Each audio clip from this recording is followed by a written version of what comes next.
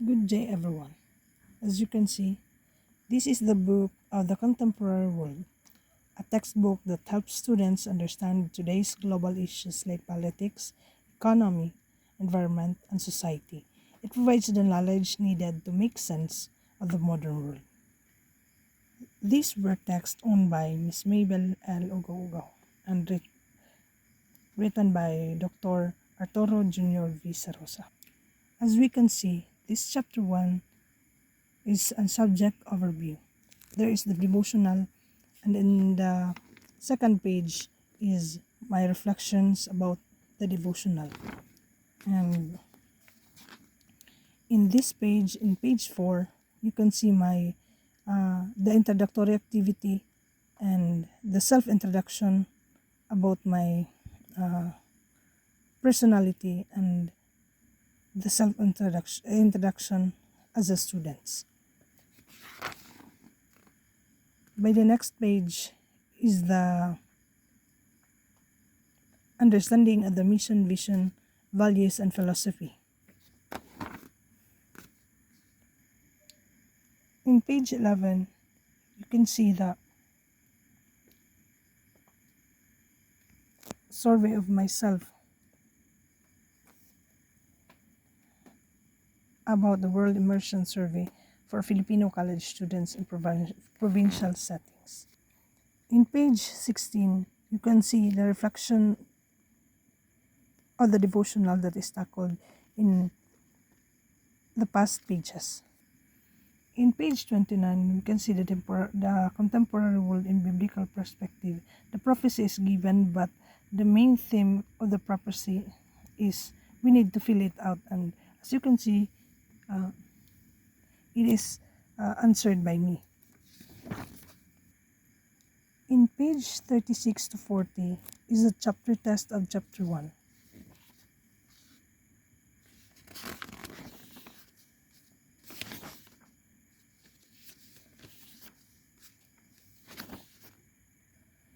The chapter 2 is entitled Contemporary Research.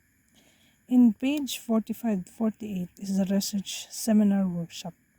This is my answer of variable 1 and variable 2.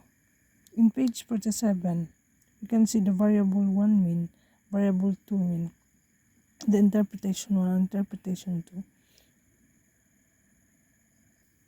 And in page 48, you can see the observations regarding the scatter plot. In page 52, we can see the quiz based on the workshop. This is the hypothetical title and the objectives and the two major variables in the title of the study. In chapter 2, we can see the title Globe United Yet Divided. And in page 60, you can see the answers of my reflections to the devotion. In page 73, we can see my own survey about myself on perception of skin whitening products and whitewash dominance among Filipino students. In page 85 is a personal rating based on our personal experiences as a Filipino college students living in campus and in rural area settings using the scale of 1 to 7. In page 88 is the chapter 3 test from chapter 88 to page 88 to page 91.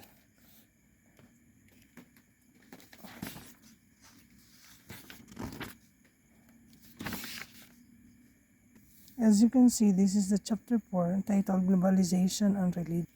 In page 96, you can see the written work which contain comprehension questions and the lessons implication and the solutions questions. You can see my answers in page 96. In page 97, you can see the research and the jot down the summary of the severe political events that happened in 538 AD and in 1798. And in page 98, you can see the written works, the reading comprehension questions, and the prophet assessment for Ellen G. In page 99, we can see the written word. It points forward, which represents the altar of burnt offering, the laver, showbread, 7 candle sticks, the altar of incense, and the decalogue. From this page forward, we have so many activities, but we have less time to tackle it. So this is the end of my note taking. Thank you and God bless us all.